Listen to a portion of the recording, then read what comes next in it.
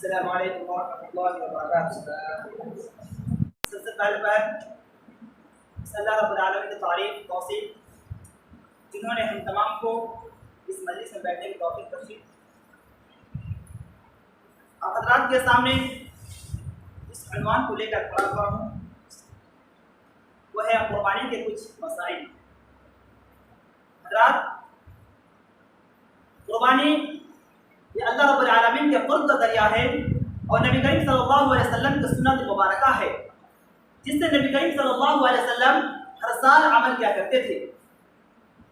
امام بخاری نے صحیح بخاری کے اندر ایک باب باندھا ہے اور اس باب کا عنوان ہے باب سنت الاضحیہ، جس سے امام بخاری نے حضرت براء بن عازب رضی اللہ تعالی عنہ کے حدیث نقل کیے ہیں۔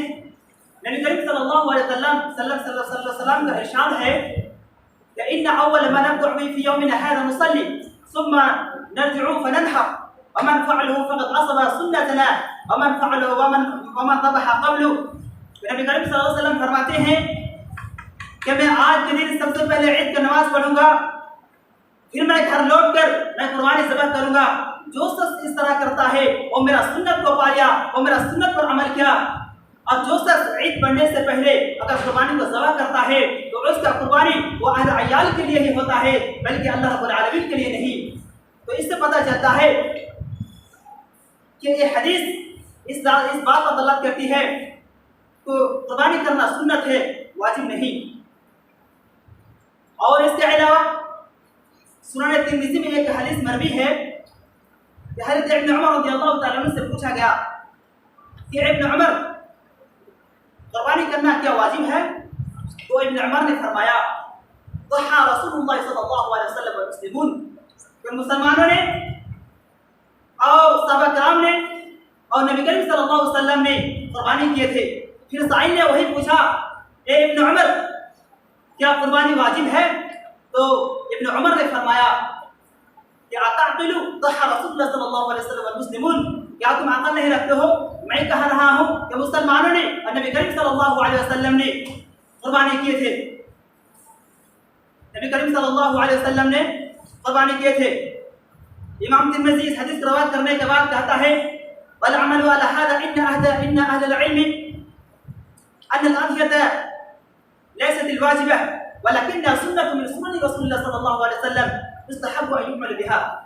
امام ترمذی اس حدیث کو روایت کرنے کے بعد کہتا ہے کہ قربانی کرنا اہل علم کے پاس سنت ہے، بلکہ یہ قربانی کرنا نبی کریم صلی اللہ علیہ وسلم کی سنتوں میں سے ایک سنت ہے جس پر عمل کرنا مستحب ہے، یستحب ان یعمل بها، جس پر قربانی کرنا یعنی قربانی کرنا مستحب ہے۔ اور فرماتا ہے ابن عمر فرماتے ہیں اور دوسری حدیث میں کہ اقام رسول اللہ صلی اللہ علیہ وسلم بالمدینہ، نبی کریم صلی اللہ علیہ وسلم مدینہ میں 10 سال قائم رہے، 10 سال ٹھہرے، 10 سال مقیم رہے اور نبی کریم صلی اللہ علیہ وسلم ہر سال قربانی کیا کرتے تھے۔ اور اس حدیث سے پتہ چلتا ہے دونوں حدیث سے کہ قربانی کرنا مستحب ہے، قربانی کرنا سنت ہے نہ کہ واجب ہے، بلکہ تاہم جو شخص اس کی استطاعت رکھے ہر قربانی ضرور کرے۔ یہی بات نبی کریم صلی اللہ علیہ وسلم قرآن مجید حدیث کے اندر ارشاد فرماتا ہے کہ من وجد سعة لأن يضحي، جو شخص قربانی کرنے کا استطاعت رکھے وہ ضرور قربانی کرے، اور جو شخص قربانی کرنے کا استطاعت رکھتا ہے اور وہ قربانی نہ کرتا ہے چاہے وہ ہمارے یعنی عیدگاہ کے قریب نہ جائے۔ بلکہ نبی کریم صلی اللہ علیہ وسلم اس حدیث میں یہ ہم لوگ کو سبق دینا چاہا، یہ بتانا چاہا کہ جو شخص استطاعت رکھنے کے بعد قربانی نہ کرے تو ہمارے عیدگاہ کے قریب نہ جائے۔ نبی کریم صلی اللہ علیہ وسلم عرفات کے میدان میں فرمایا تھا یا ایھا الناس ان علی کل عند اہل العلم، یا ایھا الناس ان علی کل اہل البیت، اے لوگوں ہر گھر والوں کی طرف سے یہ قربانی اسلام میں واجب ہے، بلکہ تمہیں دینا پڑے گا۔ یعنی اگر استطاعت رکھتے ہیں تو ہر گھر کی طرف سے ایک قربانی اسلام میں واجب ہے یعنی سنت ہے۔ اور فرماتا ہے قربانی کے کچھ مسائل ہیں، ان میں سے ایک ایک کر کے ذکر کروں گا انشاءاللہ۔ اور جو نمبر 1، جو شخص قربانی کا ارادہ کرتا ہے، قربانی کرتا ہے، چاہے تو یعنی ذی الحجہ کے چاند نکلنے کے بعد وہ اپنا بال अपना नाखून वगैरह ना तराशे। नबी करीम सल्लल्लाहु अलैहि वसल्लम का इरशाद है, मर रहा हिलालन, जो शख्स चांद को देखे जिलहिज्जा के महीने में, फला तअखुद मिन रअसिही वला मिन अज़फारिही, चाहे को अपने बाल अपने नाखून को ना तराशे। और दूसरे पॉइंट ये है, तो जो शख्स कुर्बानी करे तो उन कुर्बानी में से किस चीज़ का कुर्बानी करे, मुंतखब क्या करे। तो अल्लाह रब्बुल आलमीन ने कुरान मजीद के अंदर इरशाद फरमाया है,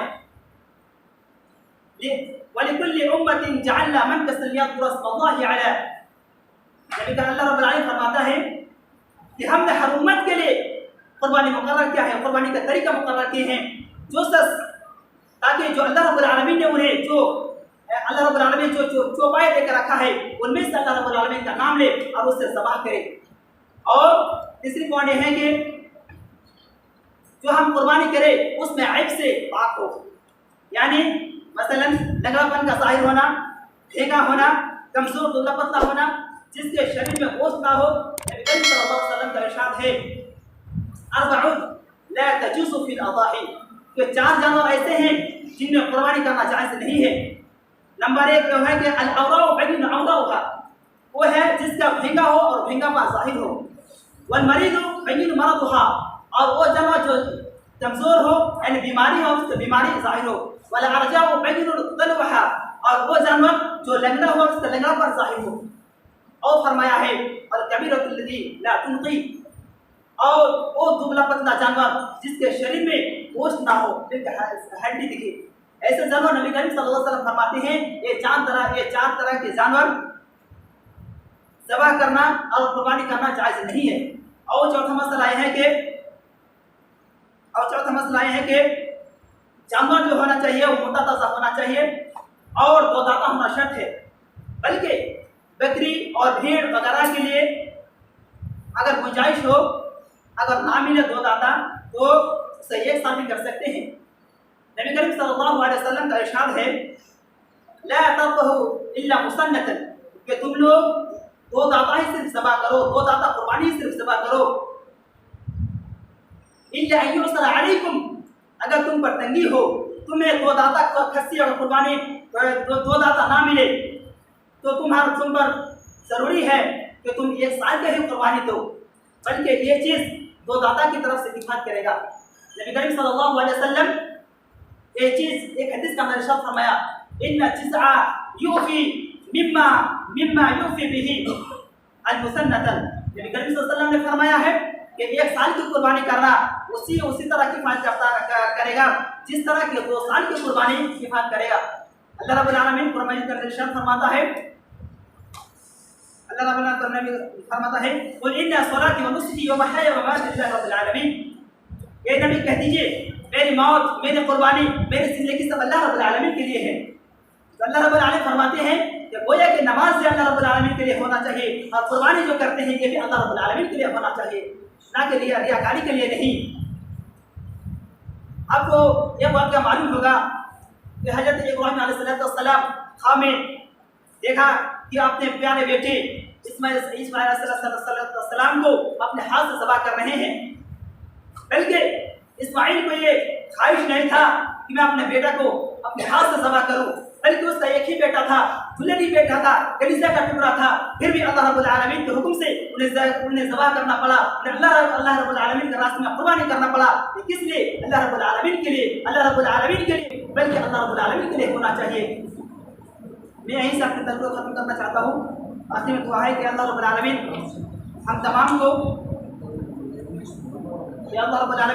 को तुम्हारे तक़वा और तुमको राज़ी करने के लिए और तुम्हारी रिज़ा को तलब करने के लिए ही कुर्बानी करने की तौफ़ीक़ दे और हमें रिया से बचाए।